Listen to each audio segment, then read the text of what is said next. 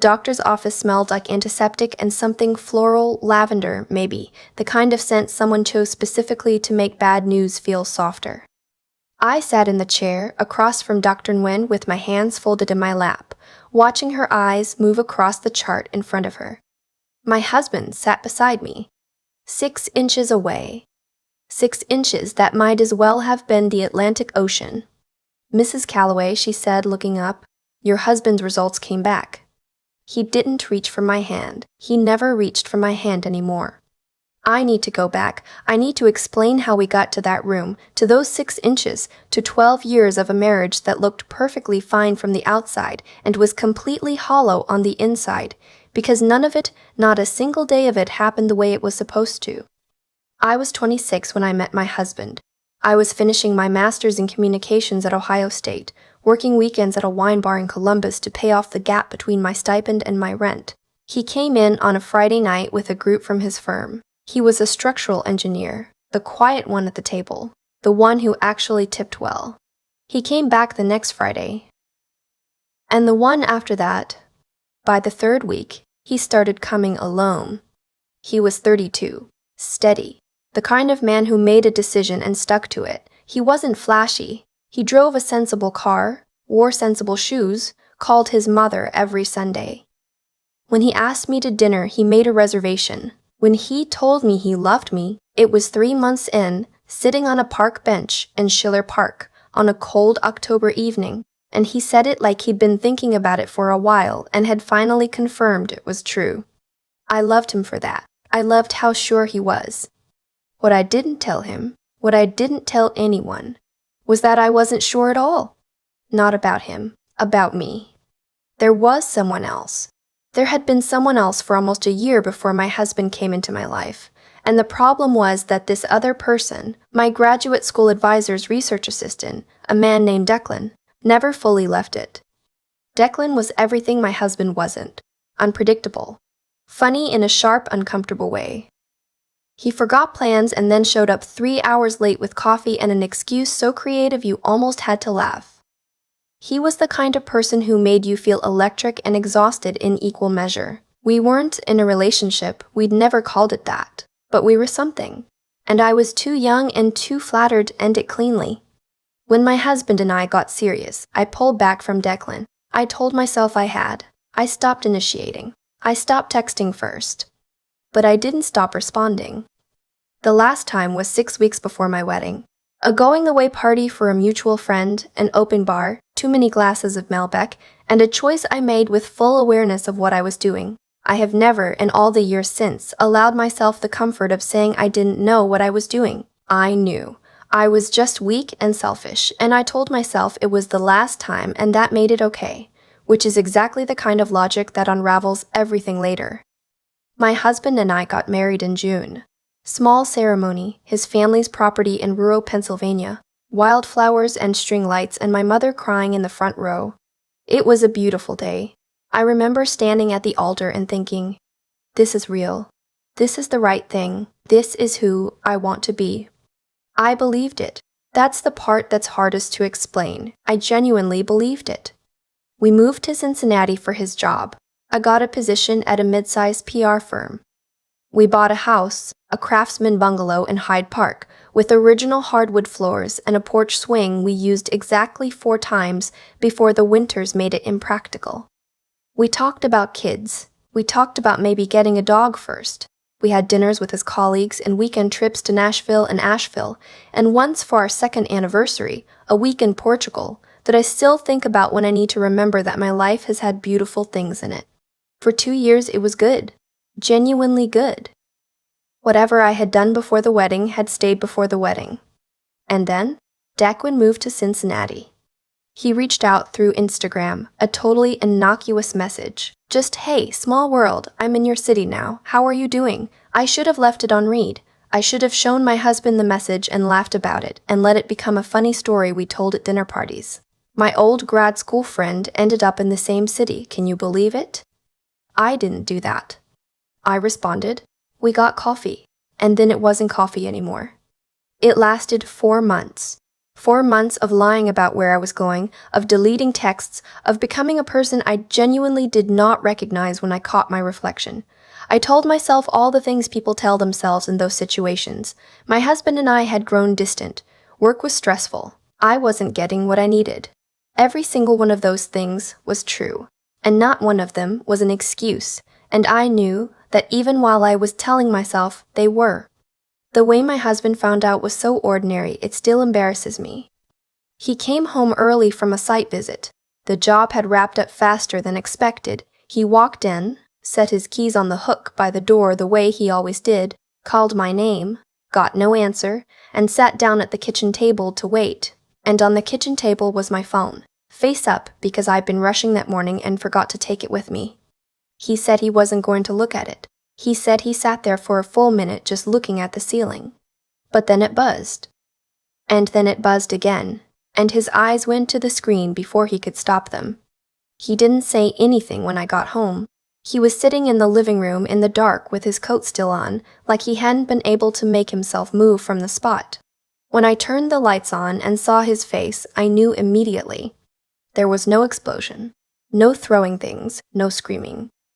My husband looked at me the way you look at something after it breaks. Not angry, just trying to understand how something you thought was solid could come apart so completely. And then he stood up, walked past me, and went upstairs. He slept in the guest room that night. He slept in the guest room for a long time after that. We didn't talk about it for 3 days. 3 days of him going to work and coming home and eating dinner and watching television like I wasn't there. Not hostile. Not cold, even. Just absent. Like he had evacuated himself from the marriage and left only the body behind. When he finally spoke to me, it was a Tuesday morning. He was pouring coffee. He didn't turn around. "I'm not leaving," he said. "I want you to know that. I'm not going to leave. But I need you to understand that things are different now." I asked him what that meant. He turned around then, looked at me steadily. "It means I'm still going to be here, but I won't be your husband anymore, not in the way I was." I thought he meant temporarily.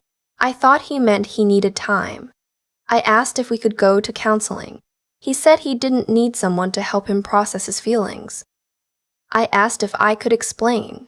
He said there was nothing I could explain that would change what happened. I asked, and I am not proud of this, but I asked if he still loved me. He looked at me for a long moment. Then he picked up his coffee and went to get his jacket and left for work. He never answered that question, not once in the 12 years that followed.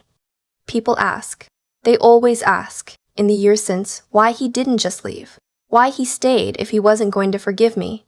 I've asked myself the same thing 1,000 times, and I've come to believe it was never really about me. He had a plan for his life, a house, a marriage, a trajectory. He had told his mother, his colleagues, his friends, the whole architecture of his world that he was building something with me.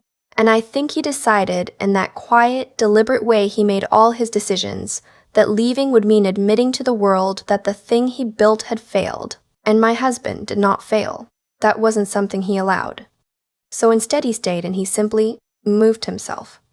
We kept the routines. Groceries on Saturdays, his parents for Thanksgiving, mine for Christmas. We went to his firm's holiday party every December, and I stood next to him, and he put his hand briefly on my back when introducing me, and it was so practiced, so neutral, that sometimes I caught myself marveling at how completely a person can hollow out a gesture without anyone in the room noticing. We didn't fight. We barely argued. There was nothing to argue about because there was no real engagement, no friction. You can't have friction without contact. We did not share a bed. We had separate bathrooms now. When I was sick once with a bad flu, he left a box of Dayquil and a glass of water outside my bedroom door. That's the closest he came to taking care of me in 12 years. I went back to therapy. I spent a lot of years in that office on Erie Avenue trying to understand what I'd done and who I'd been and whether I was capable of being different. My therapist, a patient woman who never once told me what to do, asked me once if I had truly grieved the marriage. Not the affair, not Declan, but the marriage itself, the version of it I had destroyed. I cried for about 40 minutes after she asked that. I didn't have an answer. What I did have 4 years into our arrangement was a daughter. This is the part I've never known how to tell. We were not intimate. We had not been intimate since before he found out. But there was one night, we'd been at a wedding in Pittsburgh, an open bar again, and something about being around other couples who were happy and easy with each other made both of us let our guard down in a way we never did at home. We drove back, we went inside, and for one night, he was my husband again. He never mentioned it afterward. Neither did I. It was like a dream that both people agree never happened. When I found out I was pregnant, I didn't tell him for 2 weeks. I sat with it alone, terrified, not of the pregnancy itself, but of what he would think, of whether he would do the math, of whether this would be the thing that finally ended it. When I told him, he was standing at the kitchen counter looking at his laptop. He went very still. He didn't look at me for a long moment. Then he closed the laptop and said, "Okay." That was all. Just okay. He was at every appointment. He assembled the crib. He drove us home from the hospital at 17 miles per hour with both hands on the wheel. When our daughter was born and the nurse put her in his arms, I watched his face change in a way it hadn't changed in 4 years, something cracking open that he'd had sealed shut, and I had to look away because I didn't feel entitled to that moment. He was a wonderful father. That is completely true and requires no qualification. He showed up to every recital and every soccer game and every school play.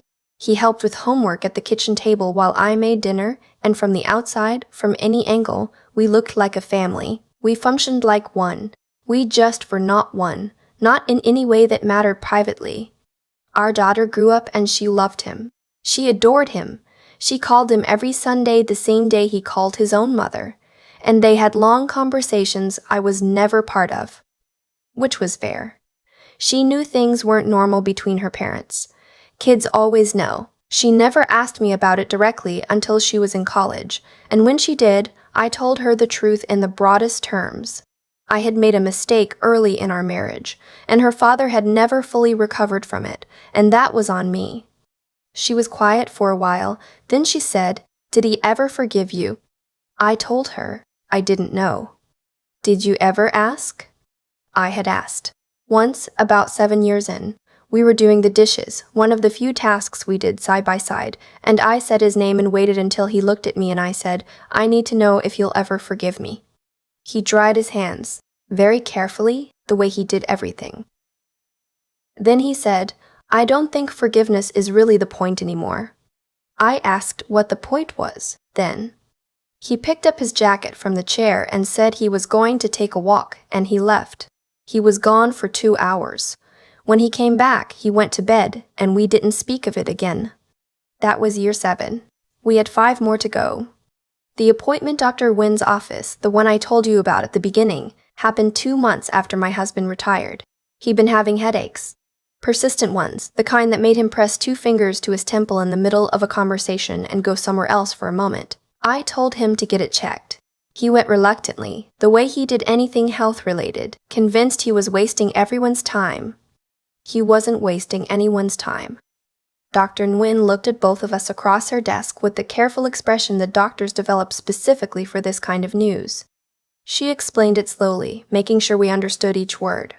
A mass. The location. The options, which were limited. The timeline, which was not long. My husband sat very still. He asked 2 or 3 precise, practical questions in a voice that gave nothing away. I could not speak. I could not find the shape of a single word.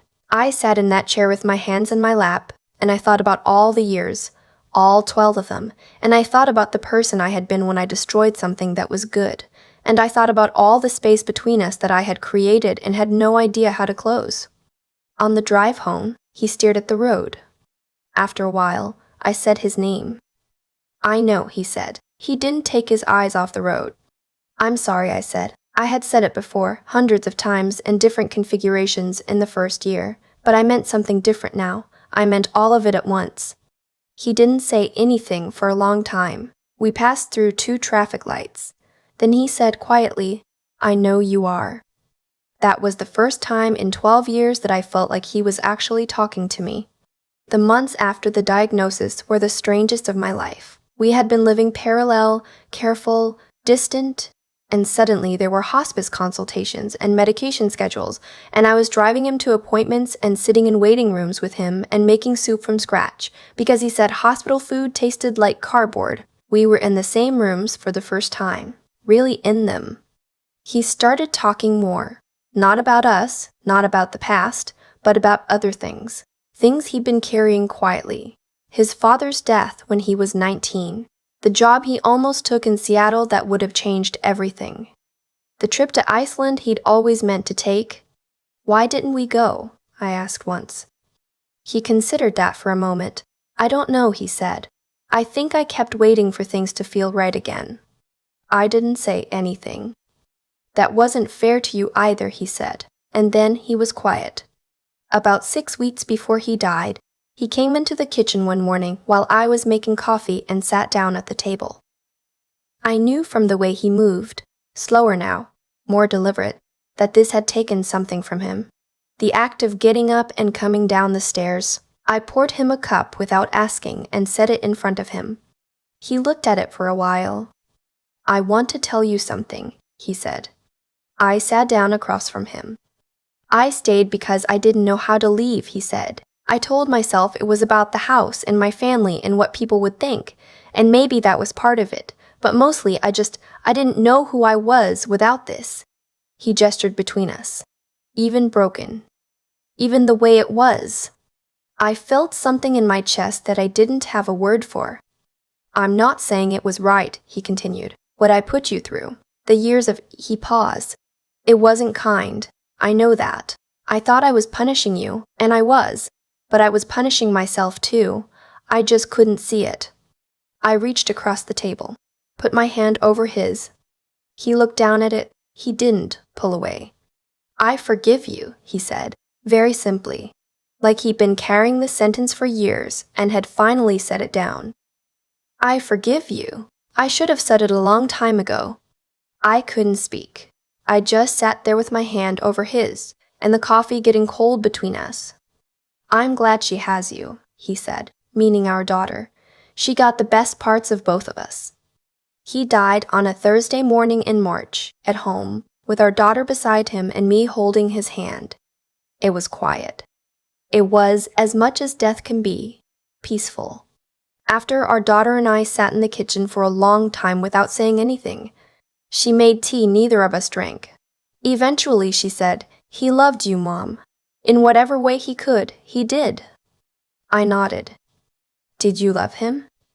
I thought about the man at the wine bar who tipped well and came back 3 Fridays in a row.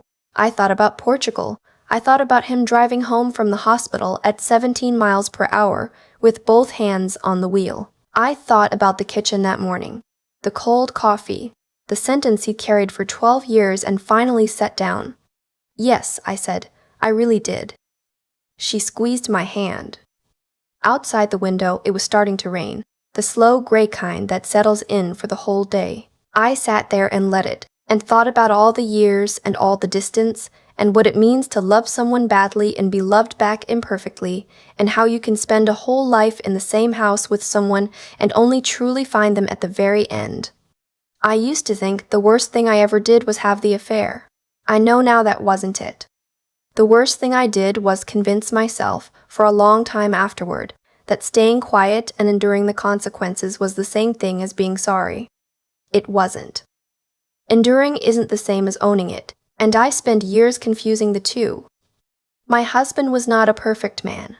What he did, the years of silence, the hollow routines, the way he evacuated himself from our marriage while staying physically inside it, that wasn't healthy for either of us. I understand that now. But I also understand that I handed him that silence. I gave him nothing to work with. I said I was sorry, and then I waited for him to heal on a schedule that was convenient for me. And when he didn't, I told myself I had done my part. I hadn't. Being genuinely accountable for something, really sitting inside what you've broken without rushing to fix your own discomfort. That's one of the hardest things a person can do. I didn't fully do it until it was almost too late. There's something I've come to believe, not from any book or sermon, but just from living through this. The choices we make when no one is watching, when there are no immediate consequences, when we think we can manage the fallout. Those are the choices that shape everything that comes after. Not because the universe is keeping score, but because we are. We carry what we've done. My husband carried what I did to him. Our daughter carried the weight of a household where love existed but couldn't breathe. Cause and consequence aren't always dramatic. Sometimes they're just 12 years of a man sleeping in the guest room and a woman eating dinner 3 feet away wondering how she got there. What I wish I'd understood sooner, what I tell anyone standing at the edge of a choice like the one I made, is that real clarity, the kind that actually guides you, only comes from being honest about what you want and why. Not honest in the abstract, honest in the specific, uncomfortable, private way that cost something. I knew on some level that what I was doing with Declan was wrong. I knew it, and I reasoned around it because I was not yet the person I needed to be. Intelligence without integrity is just a tool for building better excuses. I was very good at excuses. And then there's the question of what you do after. After the damage is done, after the people you love have reorganized themselves around the wound you made. My husband, in the end, found something I didn't expect from him. The strength to say what he'd been holding for 12 years in a quiet kitchen on an ordinary morning with cold coffee between us. That took more courage than anything I had managed. It would have been easier, and maybe even justified, for him to leave this world without saying it. He chose not to. That choice, small, exhausted, offered without fanfare, was the most generous thing anyone has ever done for me.